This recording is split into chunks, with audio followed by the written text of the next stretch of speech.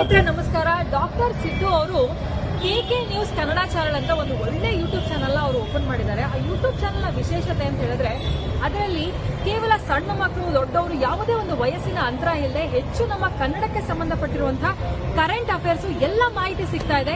ದಯವಿಟ್ಟು ಹೆಚ್ಚಿನ ಸಂಖ್ಯೆಯಲ್ಲಿ, ಅದರಲ್ಲೂ ನನ್ನ ಯುವ ಸ್ನೇಹಿತರು ಹೆಚ್ಚಿನ ಸಂಖ್ಯೆಯಲ್ಲಿ ಯೂಟ್ಯೂಬ್ ಚಾನೆಲ್ ನ ಸಬ್ಸ್ಕ್ರೈಬ್ ಆಗಿ ಫಾಲೋ ಮಾಡಿ ಹೆಚ್ಚು ಕನ್ನಡ ಪರ ಜ್ಞಾನವನ್ನ ಬೆಳೆಸ್ಕೊಳ್ಳಿ ಅಂತ ಹೇಳೋದಕ್ಕೆ ಇಷ್ಟಪಡ್ತೀನಿ. ನಾನು ನಿಮ್ಮ ನಿರೂಪಕಿ. ನಮಗೆ ನಿಮಗೆಲ್ಲ ಆತ್ಮೀಯರು, ಬಡವರ ಬಂದ ಅಂತಾನೆ ಇವತ್ತು ರಾಜ್ಯದ ಖ್ಯಾತಿ. ಈ ಹಿಂದೆ 2 ವರ್ಷದಿಂದ ಮನವಿ ತಗೊಳಕ್ ಬಂದಿದ್ರು.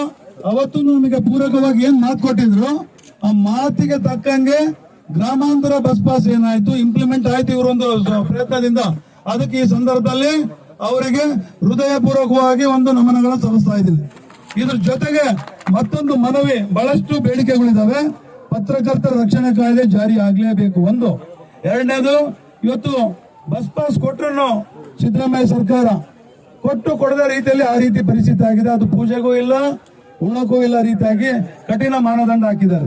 ಮುನಿಯಪ್ಪ ಸರ್ ಅವರಿಗೆ ನಾನು ಮನವಿ ಮಾಡೋದಿಷ್ಟೇ, ಇವತ್ತು ಮಹಿಳೆಯರಿಗೆ ಬರೀ ಆಧಾರ್ ಕೊಟ್ಟರೆ ರಾಜ್ಯ ಪೂರ್ತಿ ಓಡಾಡ್ತಾರೆ, ಸಂತೋಷ. ಇವತ್ತು ನಮಗೇನಿದೆ ಲೈಸೆನ್ಸ್, ಪತ್ರಕರ್ತರಿಗೆ RNI ನಂಬರ್ ಇದೆ, ಲೈಸೆನ್ಸ್ ಇದೆ, ಅದು ತಗೊಳ್ಳಿ. ನಮ್ ಸಂಚಿಕೆ ಬೇಕಾ ತಗೊಳ್ಳಿ, ಅವನು ತಗೊಂಡ್ಬಿಟ್ಟು ಏನಿದೆ ಕೊಡಂತ ವ್ಯವಸ್ಥೆಗೆ ಕೇವಲ 30 ಲಕ್ಷ ಅನ್ನೋದು ಒಂದು ಸಣ್ಣ ಅಮೌಂಟ್ ಸರ್ಕಾರಕ್ಕೆ. ಇವತ್ತು CM ಮನೆಗೆ ಒಂದು ದಿನ ಟೀ ಕಾಫಿಗೆ 12 ಲಕ್ಷ ಖರ್ಚಾಗುತ್ತೆ. ಒಂದು ನಿಮಿಷ ಡಿಮ್ಯಾಂಡ್ ಹೇಳ್ತಾ ಇದ್ದೀನಿ ಸರ್, ಅದನ್ನ ಸರ್ ಡಿಮ್ಯಾಂಡ್ ಅಲ್ಲ ಸರ್, ಸರ್ಕಾರಕ್ಕೆ ಏನಿದೆ ಗಮನಕ್ಕೆ ತಂದು ಅದು ಹೇಳಿದ್ರೆ ನೀವು ಹೇಳ್ತೀರ ಅಂತ ನಾನು ಹೇಳ್ತಾ ಇದ್ದೀನಿ ಅಷ್ಟೇ. ಬೇಕೇ ಬೇಕು, ಯಾತಕ್ಕಾಗಿ ಹೋರಾಟ. ಆಯ್ತು, ಇವತ್ತು ಕೇಳಿರಿ ಪತ್ರಕರ್ತರ ಗೋಳನ್ನು ಕೇಳಿರಿ. ಯಾರಪ್ಪ ಕೇಳರು? ದಯಮಾಡಿ ಕೇಳ್ತಾ ಇದ್ರೆ ಇವತ್ತು ಸರ್ಕಾರಕ್ಕೆ ಅವರು ಮುಟ್ಟಿಸ್ತಾರೆ ಕೂಡ, ಮುಟ್ಟಿಸ್ಲೇಬೇಕು. ಒಂದ್ ವೇಳೆ ಮುಟ್ಟಿಸ್ತಾ ಇದ್ರೆ ನಮ್ದು ನಿರಂತರ ಹೋರಾಟ ಇರ್ತದೆ. ಜೊತೆಗೆ ಮುಂದಿನ ತಿಂಗಳಿಂದ ಇವತ್ತು ರಾಜ್ಯ ಸರ್ಕಾರದ ವಿರುದ್ಧ ನಾವೊಂದು ನೋಟಿಸು ಲಾಯರ್ಗಳ ಮುಖಾಂತರ ಕೊಡ್ತೀವಿ ಸಾಹೇಬ್ರೆ. ಅಲ್ಲಿನೂ ಆಗ್ತಾ ಇದ್ರೆ ನಿಮ್ಮ ವಿರುದ್ಧ ರಿಟ್ ಪಿಟಿಷನ್ ಹೈಕೋರ್ಟ್ ಅಲ್ಲಿಯೂ ಆಗ್ತೀವಿ ಅಂತ ನಿಮ್ಮ ಮೂಲಕ ಹೇಳ್ತೀವಿ. ಆದಷ್ಟು ಪತ್ರಕರ್ತ ಅಲ್ಲಿವರೆಗೆ ತಗೊಂಡು ಹೋಗಕ್ಕೆ ಅವಕಾಶ ಮಾಡಿಕೊಡಬಾರ್ದು ಅಂತ ಹೇಳ್ತಾ ಸಾಹೇಬ್ರಿಗೆ ಮನವಿ ಮಾಡ್ತಾ ಇದ್ದೀನಿ. ಇದಕ್ಕೊಂದು ರಿಸೀವ್ಟ್ ತಗೊಂಡು ಸಾಹೇಬ್ರು ಏನ್ ಹೇಳ್ತಾರೆ, ಸರ್ಕಾರಕ್ಕೆ ಏನ್ ಮಾಡ್ತಾರೆ ಅದಿಷ್ಟು ಓದಿಬಿಟ್ಟು ಕಾರ್ಯನಿರತ ಪತ್ರಕರ್ತರ ಧ್ವನಿ ರಾಜ್ಯಾಧ್ಯಕ್ಷರು ಬಂಗ್ಲೆ ಮಲ್ಲಿಕಾರ್ಜುನ ಅವರು, ಕಾರ್ಯಾಧ್ಯಕ್ಷರು ಇರ್ಫಾನ್ ಎಸ್ ಬಿಳಿಗಿಯವರು, ಉಪಾಧ್ಯಕ್ಷರು ಬಸವರಾಜ ಶಿವಸಂಗಿ, SN ಪಾಟೀಲ್ ಅವರು, ಕಾರ್ಯದರ್ಶಿಗಳು ಜಾನಸನ ಗೋಡೆ, M ಇಸಾಕ್, ಫಿರೋಜ್ ಖಾದ್ರಿ, ಖಜಾಂಚಿಗಳು ಮಂಜುಳಾ ಅವರು, ಮಾಧ್ಯಮ ಸಲಹೆಗಾರಗಳು ಲಕ್ಷ್ಮಣರಾವ್, ಅಟಲ್ ಬೆಳಗಾಂಕರ್, ಕಾನೂನು ಸಲಹೆಗಾರರು ಹರೀಶ್ ಗಣಪತಿ ಮತ್ತು K ಯದಿಗೌಡ, DK ದಾಸರವರು ಮತ್ತು ಕಾರ್ಯಕಾರಿ ಸಮಿತಿ ಸದಸ್ಯರು ಮತ್ತು ಪತ್ರಕರ್ತ ಎಲ್ಲ ಬಂಧುಗಳು, ನಿಮ್ಮ ನೋವನ್ನು ಆಲಿಸಿದ್ದೇನೆ. ನಿಮ್ಮ ಅಧ್ಯಕ್ಷರು ಎಲ್ಲವನ್ನು ಹೇಳಿದ್ದಾರೆ.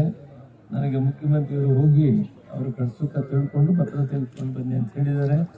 ಈ ಪತ್ರವನ್ನು ತೆಗೆದುಕೊಳ್ಳೋದ್ರ ಜೊತೆಗೆ ನಿಮ್ಮ ಡಿಮ್ಯಾಂಡ್ಸ್ ಅನ್ನು ನನ್ನ ಗಮನಕ್ಕೆ ತಂದಿದ್ದೇನೆ. ನಾನು ಇದನ್ನು ಪ್ರಾಮಾಣಿಕವಾಗಿ ಮುಖ್ಯಮಂತ್ರಿಗಳಿಗೆ ಬರೆಯೋದರ ಜೊತೆಗೆ ನಿಮ್ಮ ಇಲಾಖೆ ಮಂತ್ರಿಗಳಿಗೂ ಕೂಡ ಬರೀತೀನಿ ಮತ್ತು ಮುಖ್ಯಮಂತ್ರಿಗಳ ಖುದ್ದು ನಾನೇ ಭೇಟಿಯಾಗಿ ನಿಮ್ಮ ಕಷ್ಟವನ್ನು ಮನವರಿಕೆ ಮಾಡಿ ನಿಮಗೆ ನ್ಯಾಯ ಕೊಡಿಸೋದಕ್ಕೆ ಪ್ರಾಮಾಣಿಕ ಪ್ರಯತ್ನ ಮಾಡ್ತೀನಿ. ನಮಗೆಲ್ಲ ಒಳ್ಳೇದಾಗಲಿ. ನಮಸ್ಕಾರ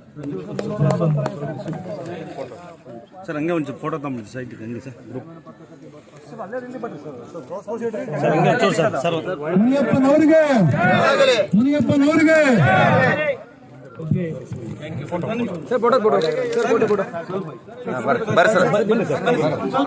ಸ್ವಲ್ಪ ಹಂಗೆ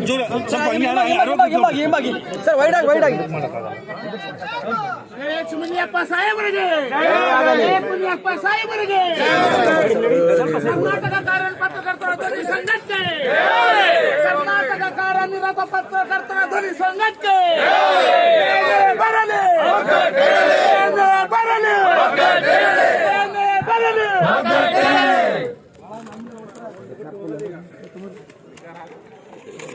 ಮಾಡೋದ್ರ ಮುಖಾಂತರ ಫಸ್ಟ್ ಅವ್ರಿಗೆ ನೋಟಿಸ್ ಸರ್ವಾಗುತ್ತೆ.